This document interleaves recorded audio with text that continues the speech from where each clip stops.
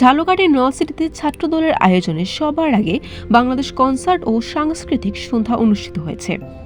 শুক্রবার সন্ধ্যায় সরকারি মার্চেন্ট স্কুল মাঠে ছাত্রদলের ৪৬তম প্রতিষ্ঠাবার্ষিকী উপলক্ষে ইউনিভার্সিটির ছাত্রদল এ জমকালো আয়োজন করে।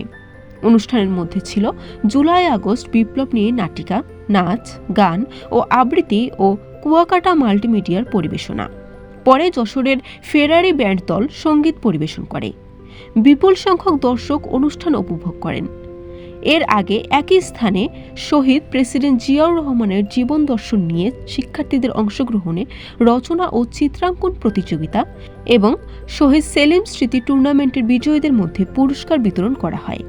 এ সময় অতিথি হিসেবে উপস্থিত থেকে বিজয়ীদের হাতে পুরস্কার তুলে দেন বিএনপির জাতীয় নির্বাহী কমিটির সহ সাংগঠনিক সম্পাদক মাহবুবুল হক নান্নু, কেন্দ্রীয় মহিলা দল সহসভাপতি জেবা আমিনা আল গাজী, জেলা বিএনপির সাবেক সভাপতি মোস্তফা কামাল মন্টু, জেলা বিএনপির সাবেক উপদেষ্টা গোলাম মোস্তফা সালু, ছাত্রদলের কেন্দ্রীয় সংগঠনের সহ সাংগঠনিক সম্পাদক মাহফুজুর রহমান, উপজেলা স্বেচ্ছাসেবক দল আহ্বায়ক তৌহিদ আলম মান্না প্রমুখ।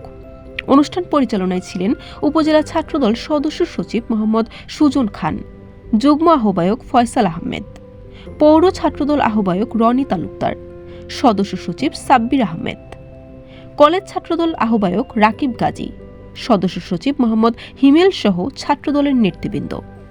বরিশাল.নিউজ।